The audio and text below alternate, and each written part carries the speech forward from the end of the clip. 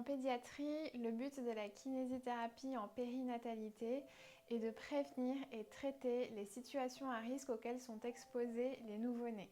Aujourd'hui, un bébé sur 4 va développer une déformation crânienne positionnelle, c'est-à-dire un plat au niveau du crâne, et ceci peut être prévenu en prénatal. C'est d'ailleurs souvent un sujet que j'aborde avec les femmes que je traite en prénatal afin de leur donner toutes les instructions et tous les outils qu'elles pourront mettre en place pour prévenir ce problème. La déformation du crâne du nourrisson peut être liée à un torticolis ou simplement à une position préférentielle, mais dans tous les cas, il est très important d'orienter les parents vers un kinésithérapeute d'après les dernières recommandations de la Haute Autorité de la Santé auquel j'ai fait partie pour que le bébé soit traité et que les parents aient connaissance de l'ensemble des exercices à réaliser à la maison et de l'ensemble des mesures de prévention et de traitement. J'ai également écrit un guide complet pour permettre aux parents d'accompagner leur bébé et d'avoir les bons gestes dans le développement moteur de leur bébé pour prévenir et traiter les déformations du crâne du nourrisson. Les principales recommandations à donner aux parents d'un nouveau-né ou aux femmes qui sont enceintes sont que la nuit, il faut installer le bébé dans son lit, sans couette ni oreiller, avec une turbulette ajustée à sa taille et positionnée sur le dos. Ceci permet de prévenir les risques de mort inattendue du nourrisson. Et si le bébé présente déjà un torticolis ou une position préférentielle, le kinésithérapeute pourra expliquer aux parents comment positionner l'enfant et notamment sa tête.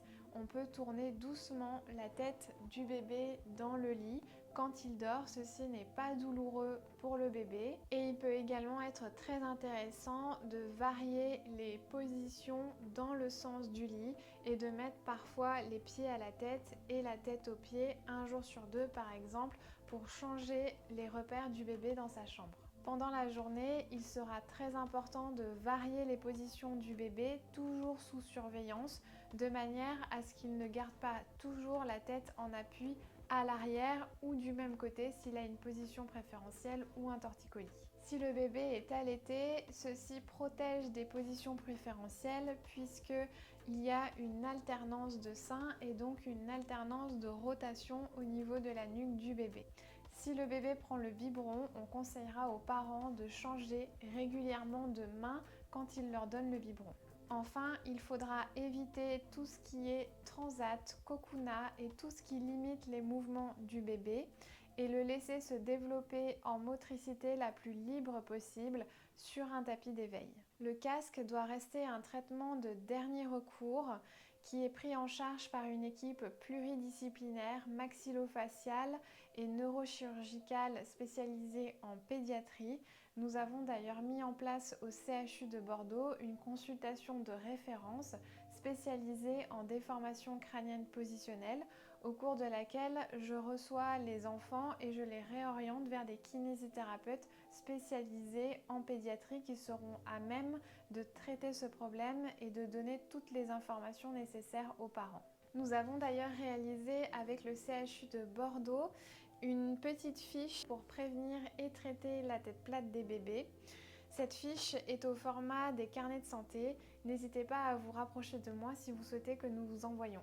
Le meilleur traitement pour les déformations du crâne du nourrisson étant la prévention, n'hésitez pas à diffuser ces informations et cette fiche auprès des femmes qui sont enceintes. Concernant les situations de malformation, de malposition de mains et de pieds, de même, plus le traitement sera précoce, plus ce sera court et meilleurs seront les résultats.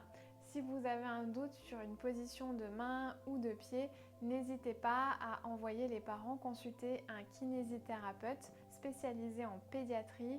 Il sera ravi de faire un bilan et de vous indiquer si l'enfant aura besoin d'un suivi. Enfin, en cas de troubles respiratoires du nourrisson, le kinésithérapeute est très bien placé dans un rôle de surveillance, de bilan et d'éducation thérapeutique auprès des parents afin de prévenir une aggravation.